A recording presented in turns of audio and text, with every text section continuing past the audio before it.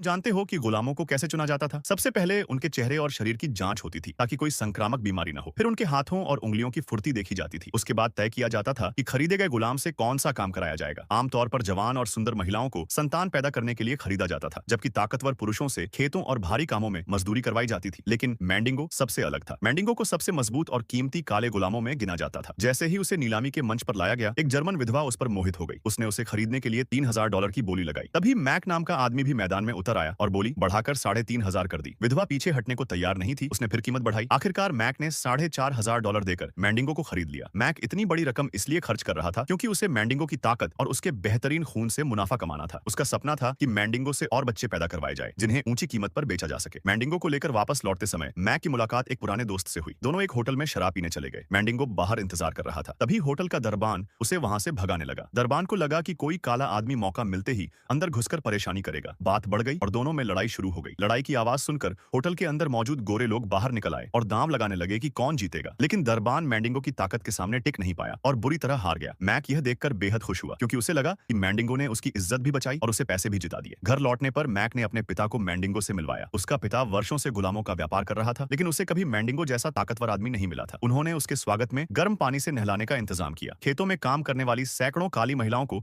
गर्भवती करने की जिम्मेदारी भी उसी पर डाल दी गई। मैंडिंगो को ताकतवर बनाए रखने के लिए उसे रोज 10 किलो मांस खिलाया जाता था और बाकी गुलामों से ऊंचा दर्जा दिया जाता था। यही वजह थी कि बाकी गुलाम उससे जलने लगे। दूसरी ओर मैक के परिवार में पीटर नाम का युवक था जिसकी शादी एक गोरी लड़की से करवाई गई। शादी के बाद कुछ समय तक सब ठीक चला, लेकिन पीटर का मन अपनी पत्नी से ज्यादा खेतों में काम करने वाली एक काली लड़की एलन में लगने लगा। उसकी पत्नी यह सब देखकर अंदर ही अंदर जलने लगी। एक दिन जब पीटर बाहर गया हुआ था तो उसकी पत्नी ने एलन को अपने कमरे में बुलाया और अपने गुस्से और अपमान का बदला उससे लिया।